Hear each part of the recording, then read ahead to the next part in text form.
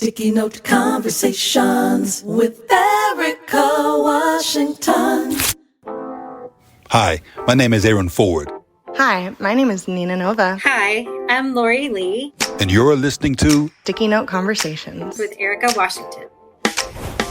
Hey y'all, I'm Erika Washington, a host, creator, and executive producer of Sticky Note Conversations. My life, my mind, is always running way too fast. So I jot down thoughts, questions about life, wish lists, goals, all on sticky notes. One sticky note was this podcast. Over the course of my journalism and social justice journey, I've met some really amazing people, but I hated that I couldn't talk longer and really dive into their lived experiences, their views of the world, and their dreams for the future. Sticky Note Conversation is for anyone who enjoys a really good conversation. Sticky Note Conversations with Erika Washington. You're listening to Sticky Note Conversations with Erika Washington. Way below acceptable. Way below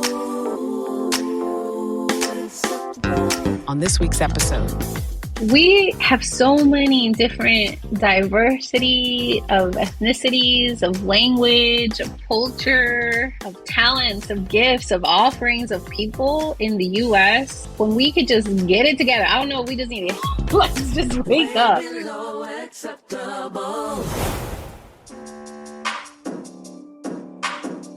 Hey there, Sticky Note listeners. This is your host, Erika Washington. Now, if you're a regular Sticky Note Conversation listener, then you'll recognize the question. So what's your version of the American dream? What is your version? What is your version? What is your version of the American dream? This question is easy for some. I'm living it, frankly. Pretty simple, right? And for others, it's given great pause. I don't know. I'm like, I don't really have a dream. Regardless, the answers have always varied, and many are thought-provoking and need lots of room for unpacking. We thought today's episode would be a great time to look back and think about what is our American dream. I hope you enjoyed today's conversations as much as I did. And once again, thanks for listening.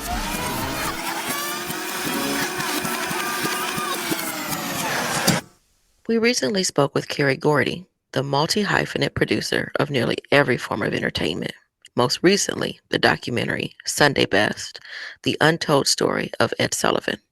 When asking him about his version of the American dream, he speaks of health and vitality being a part of the dream. Oh, man. See, my version of the American dream is where everybody has the opportunity with hard work to attain what they would love to have, and I believe that health and happiness are the two most important things in life. And I think that if you have the ability to achieve health and happiness, then everything else is achievable if you have the right foundation in place. Your parents have to give you that, because I believe that any day or hour that's wasted in the negative is wasted time, because we only have a finite amount of time in life. If you use that time for negativity, you've wasted an opportunity. You may remember a recent conversation with Dion A. Johnson. He's the author of Revolutionary Vision Boulevard. And he explained during our conversation that the American dream for him starts with equality and celebrating our individual cultures. I don't know if the American dream and the Black dream is the same. My version of any dream, I guess, it would be this more equality when it comes to everybody just kind of get along, meaning like we can have, Chinatown. We can have a African town and things of that nature without having any issues. Why does it have to be where we have to be either a melting pot or we got to be separated? Why can't we have a little bit of both? It's about one thing, two things. Are you a good person or are you a bad person? If you're a good person, let's roll. Hop on the bus. If you're a bad person, keep it moving. So for me, that's my world. Is it to be a world of all these good people and we all get along and figure this out? Or is it people to bad people? We say, y'all go in and y'all go over there. Y'all go to a different planet. Right. Yeah, let's do our thing right here. Turning to Nevada Assemblyman Jovan Jackson, his first thoughts of the American dream comes from a place of abundance, where everyone has access to the resources they need. I say my American dream is to exist without having to produce income. When we live in a world, if you stop working, you almost cease to exist. You're not able to support yourself.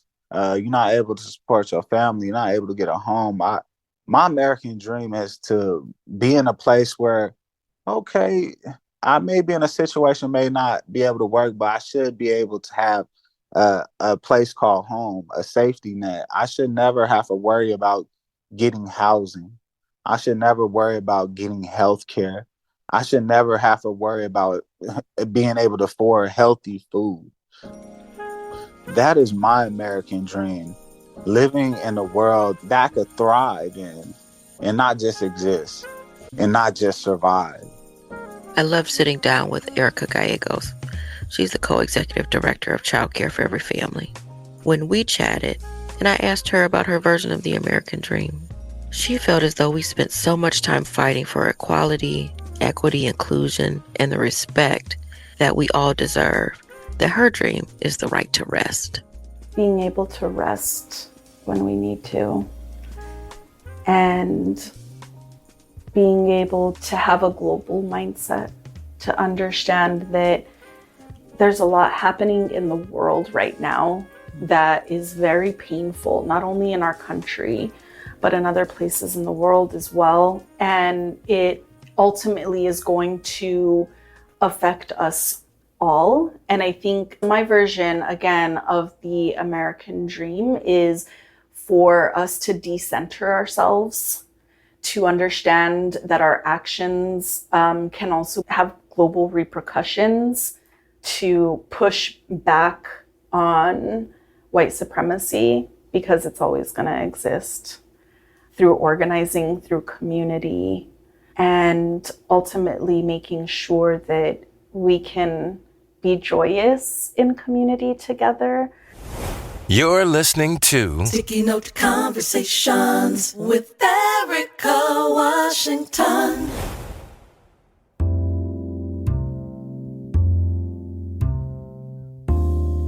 Huey Wynn is a Nevada Assemblyman, an immigrant, father, a husband, and he dreams of a commitment to hope.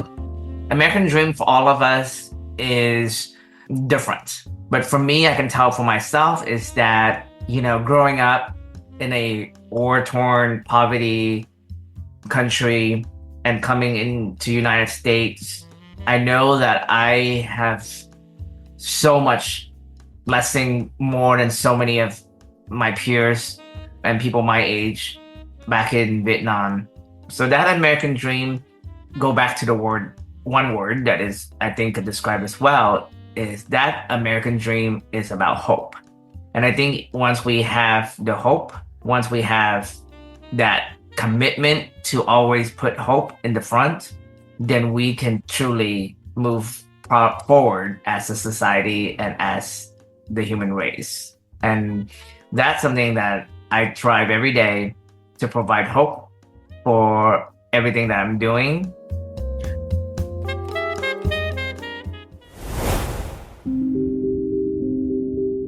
I really enjoyed speaking with Dr. Lori Lee. She's the professor of anthropology.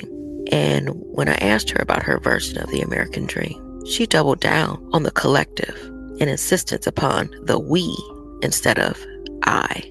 So I would like the American dream to transition, instead of looking at traditionally the way it was, anybody can work hard and be successful and become anything they want to. That would be nice if it were equally true for everyone. But what we see instead is that the people who work the hardest often succeed the least and often have more obstacles in their way. So I would like the American dream to shift less towards individualized approach, I, and a bigger approach of we. How do we get through this together? Not how far can an individual arise, but how do we help raise each other up? I would like to see it be more like that. And to me, that would be an inclusive America with no illegal people, access to resources, and pursuing happiness. And that we think of each other and that we prioritize people over property. That to me would be the American dream. I really love how Amy Allison, the founder of She the People, articulated what she thought the American dream looked like. She saw it as a global citizen, believing we need to connect with those outside of our borders. It's changed radically, let me just put it that way. The American dream before was a dream in which electing a woman of color, a Black woman as president, was proof that we were on our way to a multiracial democracy. And there was a whole bunch of changes that we'd worked on, but what's it look like for me now is pretty different. It looks like me being a global citizen, Erika, honestly. A lot of Americans, we feel so isolated. We don't really feel connected to Africa or the African diaspora. And we still had that idea that somehow Americans are special. I hear it all the time, and it's so obvious. And we think as Black Americans, we're like special, but we don't realize that's another spell. That's American individualism, American exceptionalism. And we got to get over it, and we need to get over it right now. The thing is that we have this wonderful diaspora that is our family. And Americans, we are not like apart, like separate and apart from that. We are of it. And that's been very exciting for me. So that's what the American dream is for me now. Sticky Note Conversations with Erika Washington. Hi, my name is Aaron Ford. Hi, my name is Nina Nova. Hi, I'm Lori Lee. And you're listening to Sticky Note Conversations with Erika Washington. Hey y'all, I'm Erika Washington, the host, creator, and executive producer of Sticky Note Conversations. My life, my mind, is always running way too fast. So I jot down thoughts, questions about life, wish lists, goals, all on sticky notes. One sticky note was this podcast. Over the course of my journalism and social justice journey, I've met some really amazing people, but I hated that I couldn't talk longer and really dive into their lived experiences, their views of the world, and their dreams for the future. Sticky Note Conversation is for anyone who enjoys a really good conversation. Sticky Note Conversations with Erika Washington.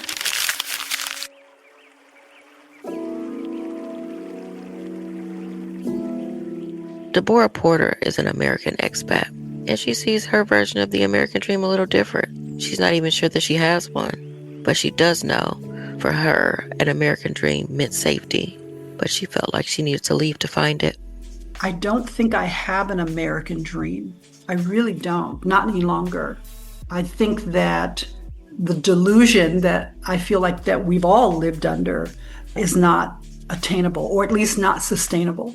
And it keeps us again on this hamster wheel of spinning and wanting more and spending more and shopping and acquiring and being consumers. And we've lost community. You know, I go back to comparing the Panamanian people and the mindset of community and the greater good, and we've lost that. I often say that Panama is like America used to be in the South, where people speak and they look out for each other and they're concerned about their neighbor and those kinds of things. And we don't have that anymore. So I don't know that I necessarily have an American dream. Now I think more globally, where can I do the things that I'm passionate about and live in a world where I don't live in fear and anxiety? And the US for sure is not that place. Sincere Altele, a businessman and community youth mentor, believes his American dream is rooted in his son's success. I'm already living a dream. I got out of prison. I came home. I got myself together. I'm not trying to go back to what I came from. So I share with you, returning to poverty is my truest fear. But having money is like the gift and the curse. Doing well financially killed me because, in all honesty, nobody who comes from where I come from really made it. So I don't know a lot of people who have really done well personally. The few friends that I have that have done well, we all struggling. I've never seen anybody who had anything who didn't struggle. So I don't really have a dream. You know how they say I'm vicariously living through my son. My dream is for him never to experience my struggles. I only work for him right now. If I didn't have my son, I more than likely wouldn't care about having no job or nothing like that. I was straight, but my son is my American dream.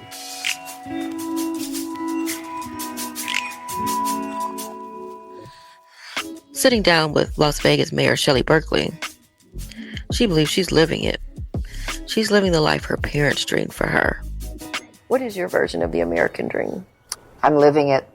I'm living it. And believe me, I do not take anything for granted. I know where I came from. I'm proud of that.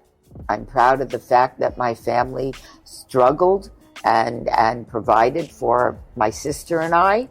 But I have been truly blessed. Again, with never had a lot of money, but I knew my parents loved me. They poured a lot of time and energy into me and my sister, making sure we're successful. We are living their dream. City Councilman Chandra Summers Armstrong. She really lit up thinking about the dreams of her family, specifically her young sons. Her dream is for them to feel safe and secure and have equitable access to resources to build the lives that they choose to live. I have 3 sons. The American dream for me would be for my sons to feel safe in this country, no matter where they live. I would hope that they would choose to come back because I miss Brandon a lot and I miss Karen. They both live out of state. I'd love them to come back and be able to have the opportunity I had, which is to have a little old house as a starter and to be able to start their family nearby Mimi, that's me. And I'd be able to spend time with my granddaughter, Ella, and hopefully there will be more.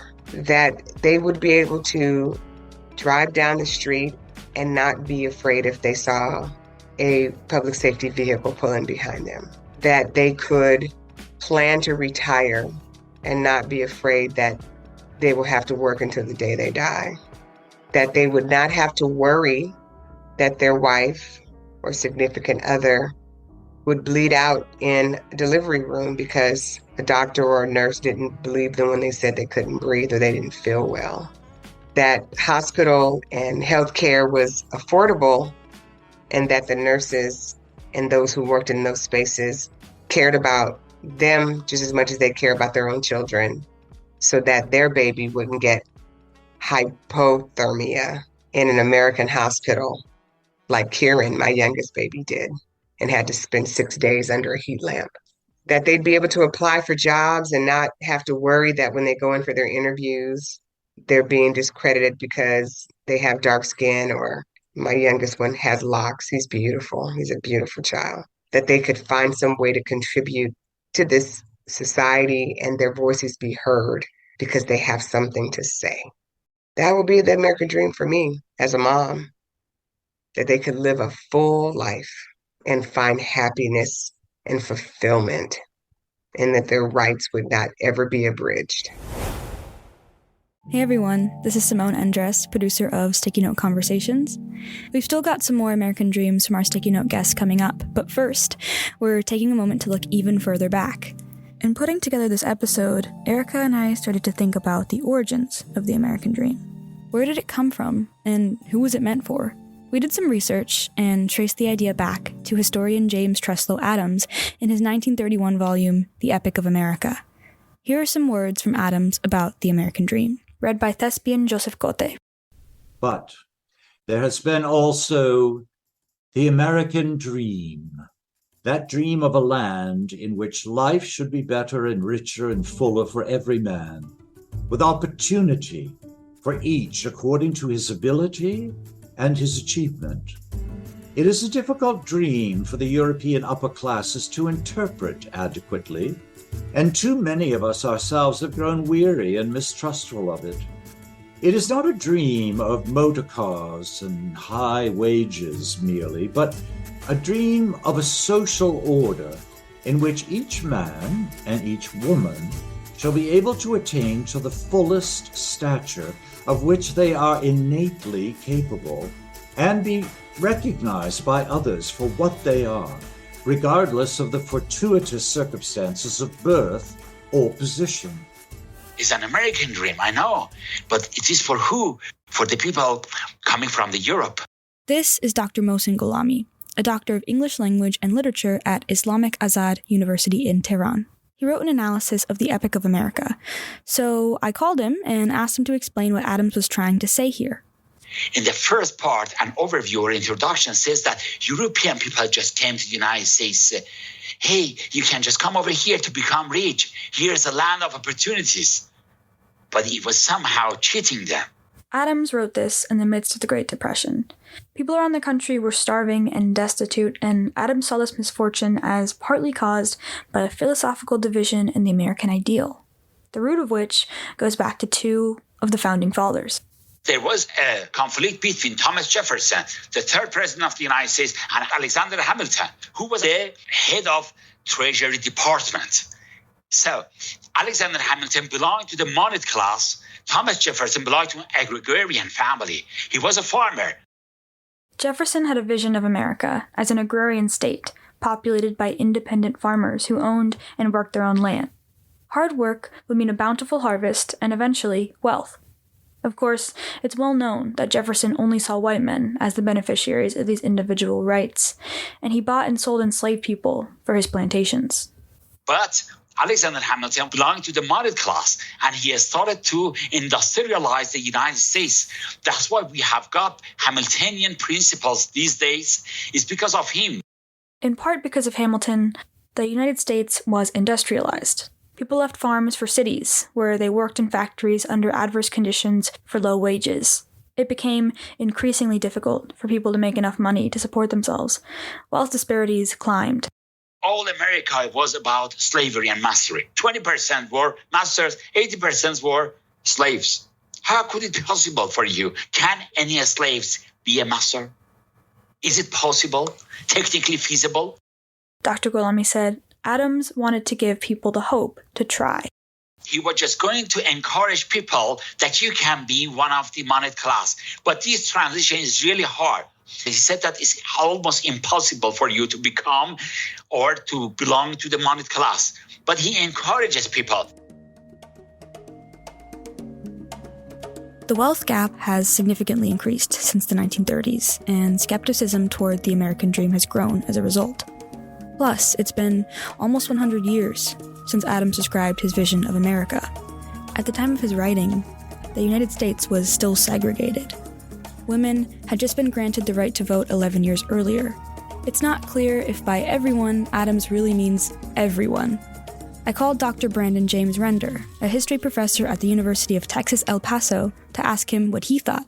I don't think that he had people of color in mind, but I think that if he did, it was really more of like an assimilationist dream where we sort of move beyond those differences. And so I think that there's an element of colorblindness that works within the American dream.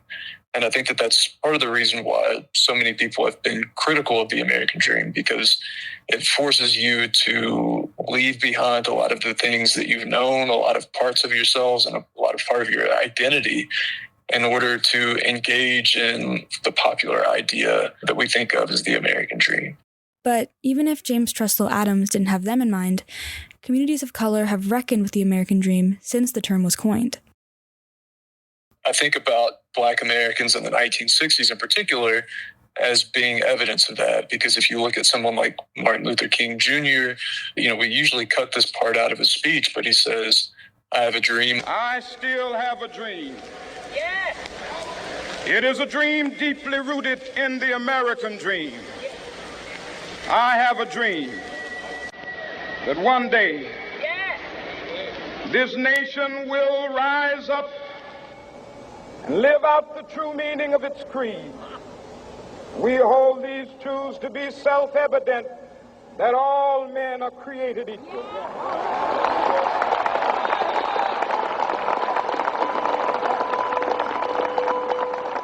But then the very next year, you have someone like Malcolm X say something like, I don't see any American dream, I see an American nightmare. And so at that level, you have two competing versions or two competing interpretations of the American dream. But then you also have much more nuanced versions of the American dream as well, kind of like James Baldwin's description of the American dream and saying that really your understanding of the American dream depends on where you're at in the world. I am one of the people who built the country. Until this moment, there is scarcely any hope for the American dream, because the people who are denied participation in it, by their very presence, will wreck it. And if that happens, it's a very grave moment for the West. And so you kind of see how the American dream takes on different meanings. And so it's really something that doesn't mean Black Americans are either wholeheartedly accepting or wholeheartedly rejecting. It's actually something that's much more interesting and I think much more valuable to the way that we understand the American dream. The American dream would be useful, but something that positions the American dream as a critical point of interrogation, where it becomes kind of like an orientation point for people to understand their experiences and the conditions that they live in. It would be much more useful to understand it from that perspective. One group of Black Americans that interests Dr. Render particularly in thinking about the American dream is Black farmers. They've taken on Jefferson's ideal that originally didn't consider them and made room for themselves inside of it. Farming, in a sense, is a job that kind of points towards broader notions of the American dream. I'm thinking about mostly individualism and self-responsibility, how owning your own land, being able to develop your own crops or to raise your own livestock is a way to sort of engage in that individualism, because owning your own farm gives you a lot of freedom. Thinking about this individualism component has been really important for me, because after slavery, this is a way for Black farmers to own land, to be free of the corporate farming and sharecropping system, essentially the recreation of plantations that existed during slavery. But what makes it a little bit different is that not only did they engage in that form of individualism, but they also relied on cooperatives to share farming equipment, to share seed, to share knowledge of how to use these different resources. And so in some cases, you see sort of a redefinition of what these ideas are.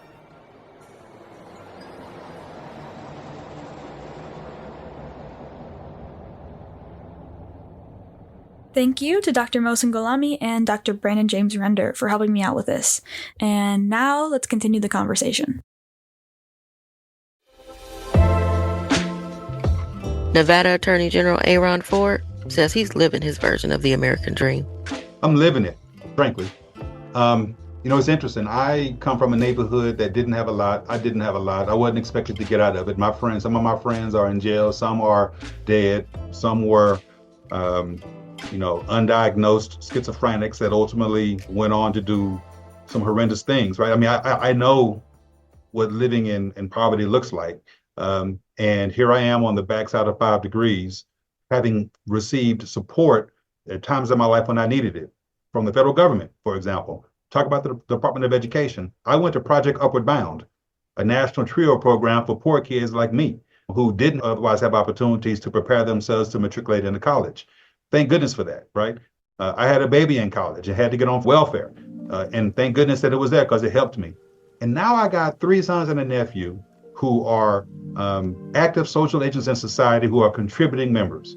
And I believe that the story of my life and now the next generation of Fords, as they pursue their lives, is an indication of what the American dream can look like, even if it's only my version of the American dream.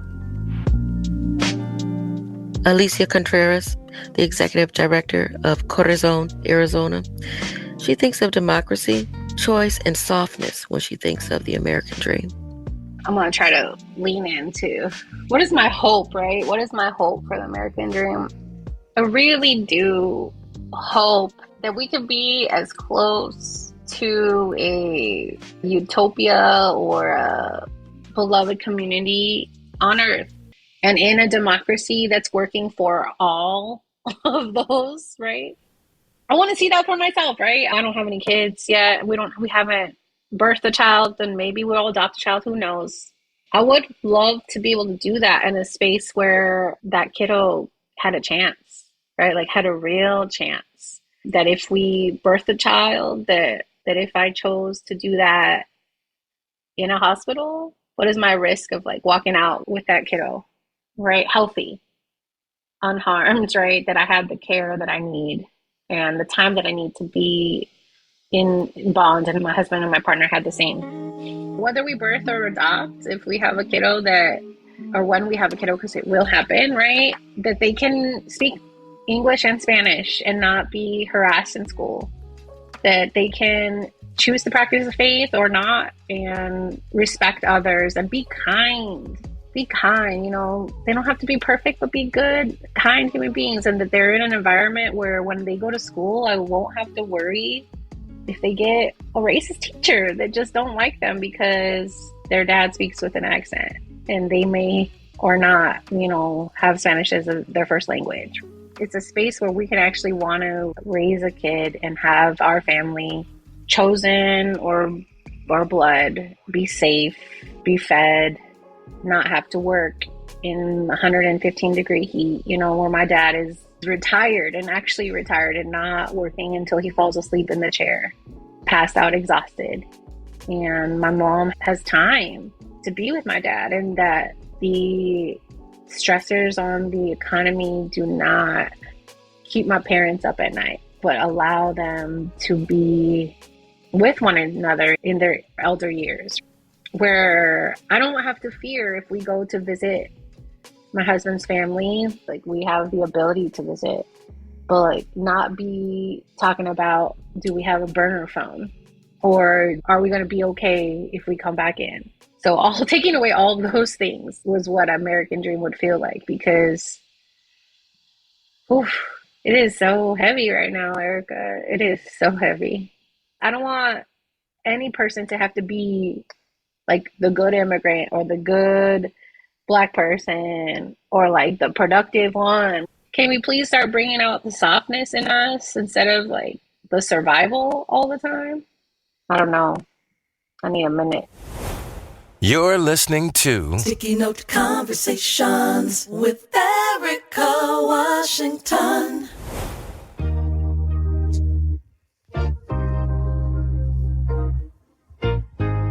Alvin Hill, an entrepreneur, father, and podcaster, he believes it's all about freedom. My version of the American Dream is no different than most other people's version of the American Dream. When I was in the streets, it was a little different. It was like Tony Soprano or Scarface or one of those guys. It was like, look, we're going to be at the top of the food chain and doing this. But now I realize that it's freedom. Freedom in time, freedom in space, and the freedom financially to be able to do what I want to do. Like, you just want the freedom to be able to put together whatever your mind can come up with.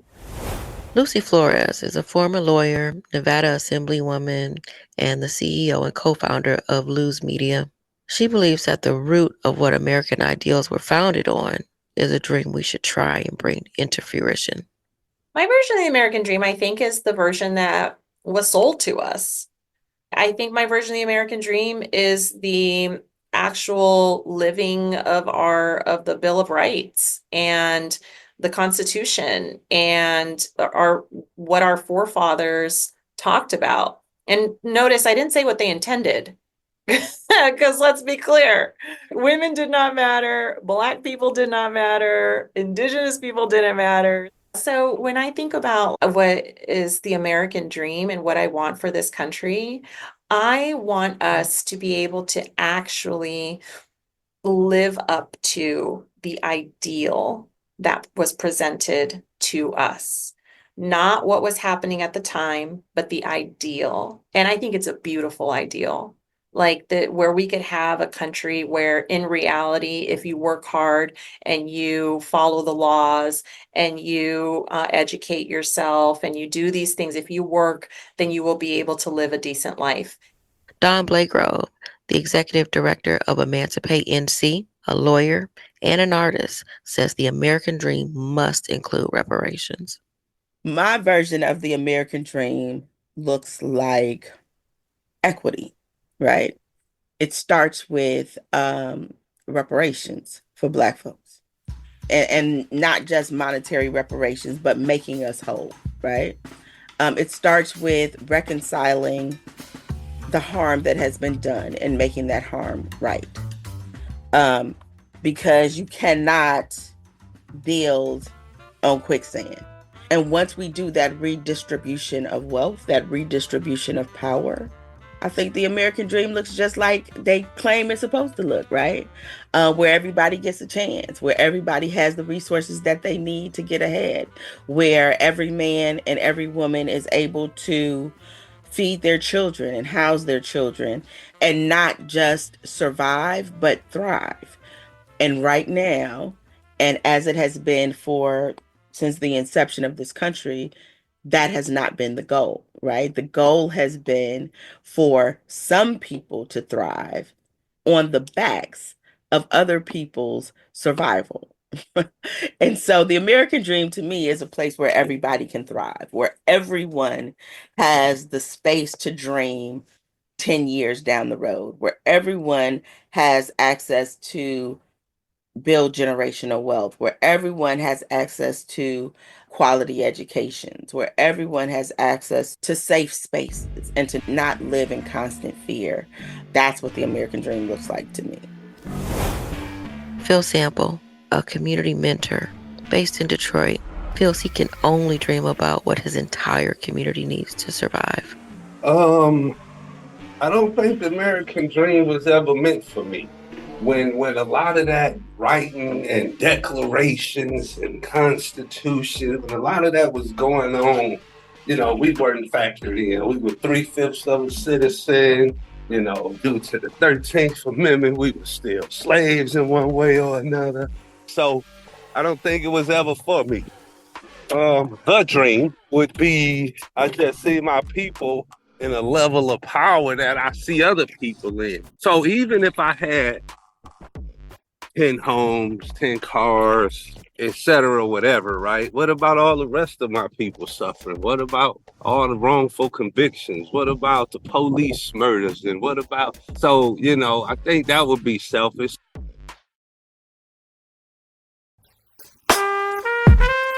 Hey there, Sticky Note listeners. This is your host, Erika Washington.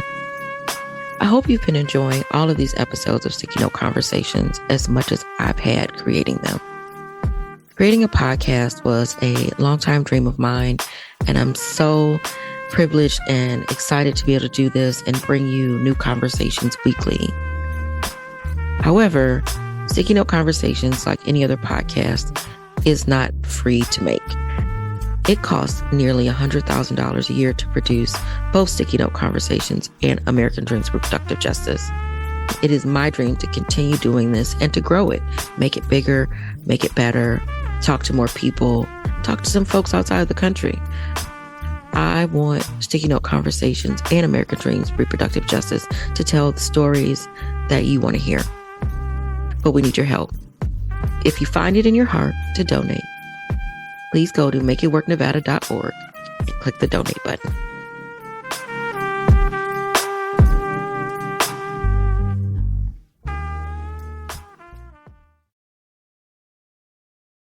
Hey everyone, it's Simone again. If you've just joined us, we're going over our guests' American dreams from the last season of Sticky Note Conversations. I'm going to introduce these last few guests. This is Emily Ross. She talked with Erika about her experience being bit by a shark and her tips for ethical tourism.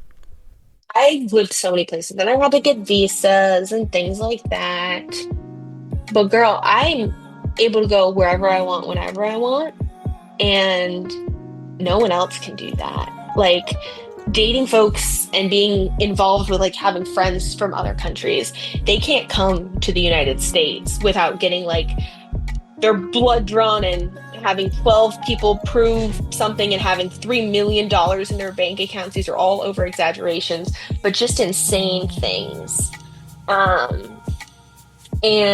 I think that that's really unfair how we've created this visa system.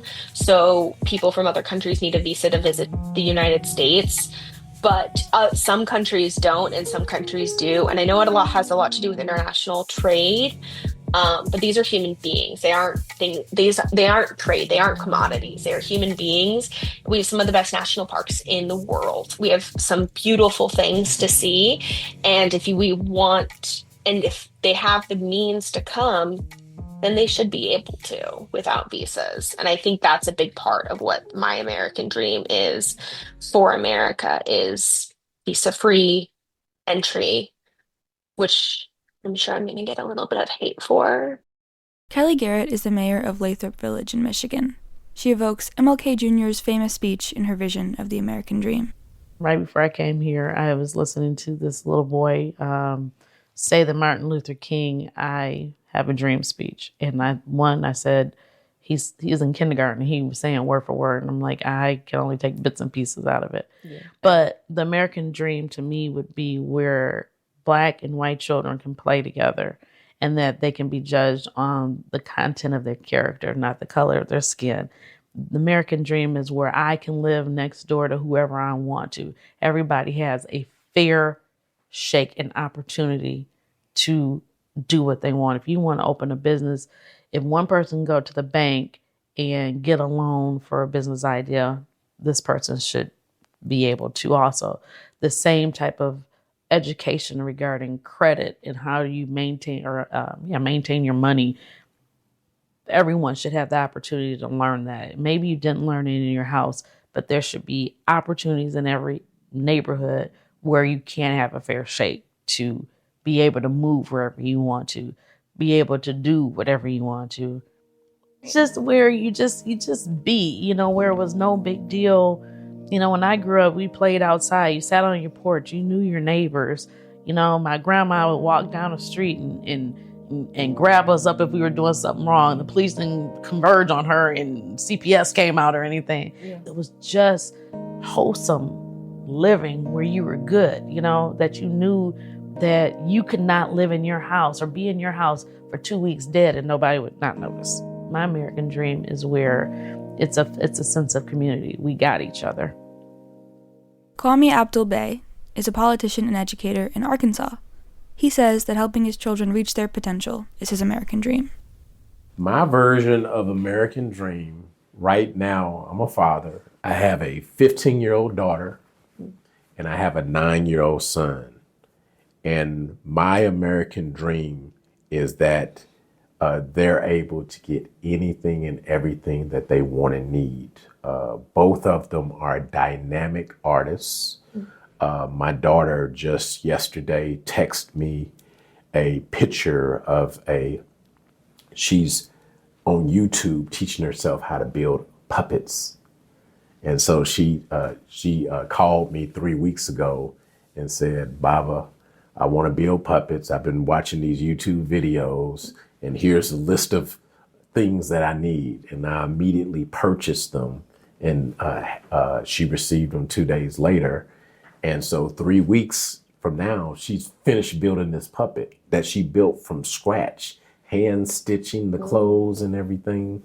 And when she sent me the picture of it, tears rolled down my eyes because I see her brilliance and I see the love and her passion for what she's doing. And so my American dream is to support her 100% full throttle. Call me.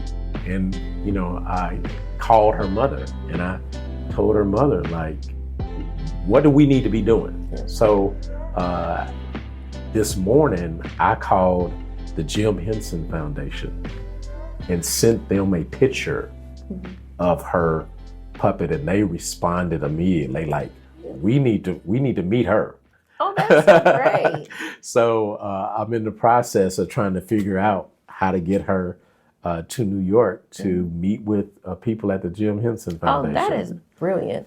What I'm hearing is a part of your American dream is to be able to supply the resources that your children need so that they can live their dreams and what that looks like unencumbered. Yes, and I want to start first with my children, and I want to continue with all of the other children in my neighborhood and in my community, and throughout the state of Arkansas, and hopefully throughout America. We have to invest time and energy in the future, and we don't do that a lot. And so that's my American dream is, if we want a good future, we're going to have to build it from scratch.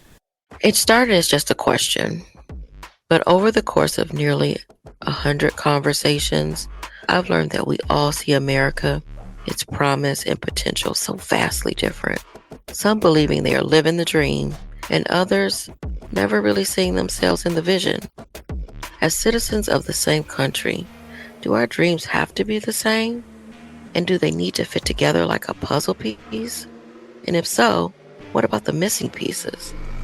Are those the spaces where so many fall through the cracks? It just makes me think, are we even dreaming big enough? Or is it selfish to have individual American dreams? Should we always be thinking of the collective?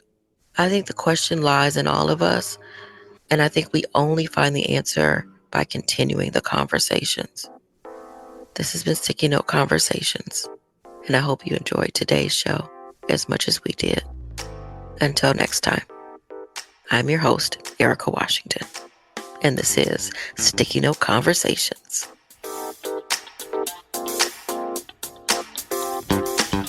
Thanks for listening to Sticky Note Conversations with Erika Washington. Hosted and executively produced by Erika Washington, with editing by Black Gypsy LLC and Simone Endres. Special thanks to KUNV 91.5 in Las Vegas. This show is powered by Make It Work Nevada, a project of Tides Advocacy. And a special thank you to Grove GT Teague and Eno Savad, who made our new theme song, Way Below Acceptable.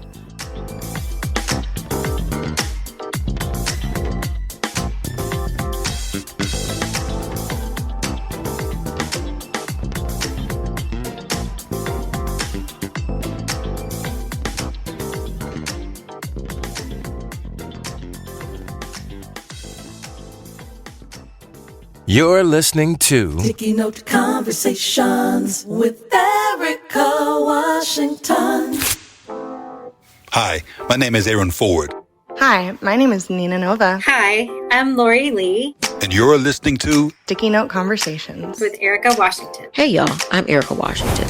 And so what happened was we were not clear enough that when that Brown versus Board of Education decision was enacted, yeah, we'll let your kids come to school. But you know what we did not do was peel back the layers of all of those things. When Black people win, when that win trickles all the way down to Black folks, everybody gets a piece of that pie.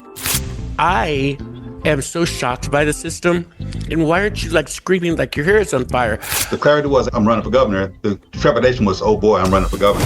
Think about it. If our founding documents all say that we're a more perfect union, that we are always striving towards a more perfect union, then we should do that. The Sticky Notes is for anyone who enjoys a good conversation. Sticky Note Conversations with Erika Washington.